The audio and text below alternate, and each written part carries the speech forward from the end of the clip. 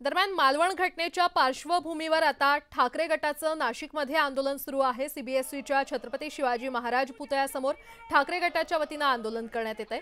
सरकारच्या विरोधात सध्या जोरदार घोषणाबाजी देखील सुरू करण्यात आलेली आहे।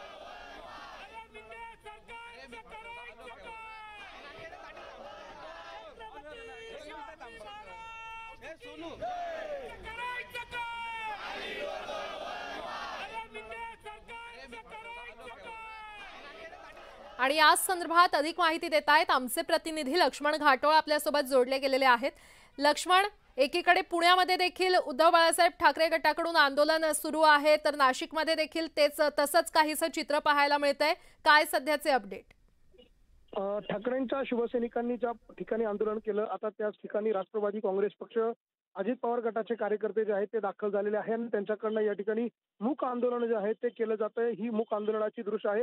राष्ट्रवादी काँग्रेस पक्ष, अजित पवार गटाची या पक्षाचे जे पदाधिकारी शिवाजी महाराजांच्या अश्वारूढ पुतळ्याच्या समोर येऊन मूक आंदोलन करताय। याच ठिकाणी अशा पद्धतीनं ठाकरेंच्या शिवसैनिकांनी आंदोलन केलं होतं। ते आंदोलन संपल्यानंतर अशा पद्धतीचं हे आंदोलन जे आहे ते आता या ठिकाणी केलं जात आहे। ठाकरेंची शिवसेना आणि अजित पवारांची राष्ट्रवादी यांचे कार्यकर्ते जे आहेत ते काही वेळापूर्वी समोरासमोर आलेले होते। मात्र पोलिसांचा मोठा बंदोबस्त या परिसरामध्ये तैनात करण्यात आलेला आहे। पोलिसांनी दोन्ही आंदोलकांच्या आंदोलनामध्ये थोडा वेळाचा गॅप दिलेला होता आणि दोघांच्याही दिशा ज्या आहेत त्या दोन वेगळ्या दिशेने दोघांनाही बोलवण्यात आलेलं होतं।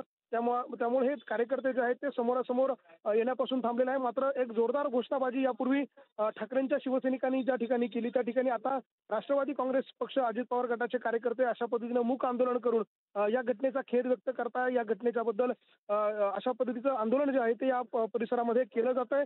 नाशिकच्या जिल्हाधिकारी कार्यालयाच्या परिसरामधलं हे आंदोलन आपण दृश्यांमध्ये बघतोय। कोणाच्या नेतृत्वात हे आंदोलन करण्यात येत आहे? कोण कोण या आंदोलनामध्ये सहभागी झालेले आहेत?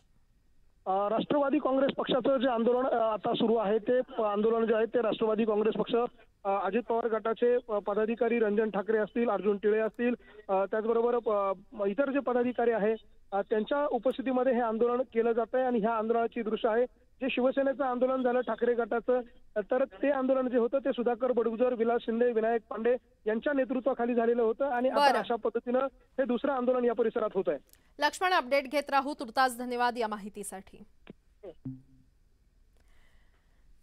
मनोज जरांगे यांच्या आंदोलनाला 1 वर्ष पूर्ण झालंय आणि या निमित्तानं अंतरवालीमध्ये 123 गावांची बैठक बोलावण्यात आलेली आहे। वर्षपूर्तीनिमित्त जरांगेंनी पुन्हा एकदा सरकारवर टीका केली आहे। कितीही संकट आली तरी एकत्र कुटुंब कुणी तोडू शकत नाही असा टोला त्यांनी लगावलाय। दरम्यान मी लढण्यास खंबीर आहे असंही त्यांनी स्पष्ट केलं। दुसरीकडे निवडणुका जाहीर झाल्यानंतर मी माझी भूमिका जाहीर करेन असं देखील जरांगे म्हटलेत। आजही 1 वर्ष पूर्ण होतं, म्हणजे 29 ऑगस्ट 2023ला मराठा एकत्र आला, तर आज 29 ऑगस्ट 2024। माझं एवढंच म्हणणं आहे फक्त, जसं की आपलं कुटुंब आहे, कुटुंब जर एकत्र असलं तर ते घर मोठं होतं। कितीही मोठं संकट आलं तरी एकत्र कुटुंब असलं की संकट तोडतं। जर कुटुंब विखुरलं तर संकट तोडू शकत नाही ते कोणाचं। तसं गाव एकत्र असलं सगळे संकट पळून जाते। तसंच माझ्या राज्यातला मराठा समाज एकत्र येणं गरजेचं होतं।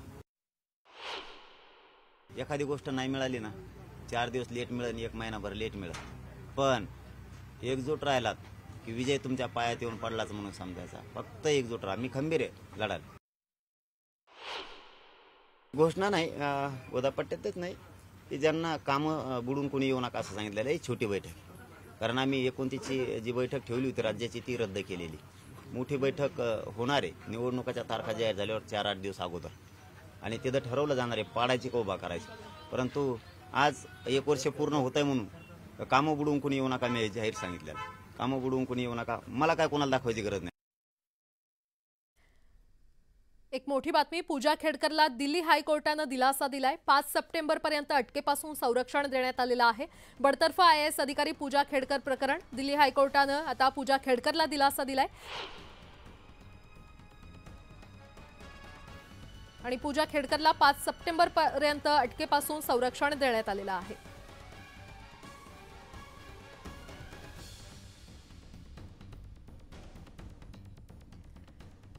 आगामी विधानसभा निवडणुकीच्या तोंडावर भाजप प्रदेश कोर कमिटीकडून महत्त्वाची बैठक बोलावण्यात आली आहे। उद्या संध्याकाळी भाजप प्रदेश कार्यालयामध्ये ही बैठक होणार आहे। भाजप केंद्रीय प्रभारी भूपेंद्र यादव, सहप्रभारी अश्विनी वैष्णव, उपमुख्यमंत्री फडणवीस आणि प्रदेशाध्यक्ष चंद्रशेखर बावनकुळे यांच्या अध्यक्षतेखाली ही बैठक होणार आहे। भाजपमधील गळती रोखण्यासाठी कोर कमिटीच्या बैठकीत चर्चा होणार असल्याची माहिती मिळते। दरम्यान निवडणुकीच्या तोंडावर इन्कमिंग वाढवण्यासाठी देखील बैठकीत खलबतं होणार असल्याचं कळतंय।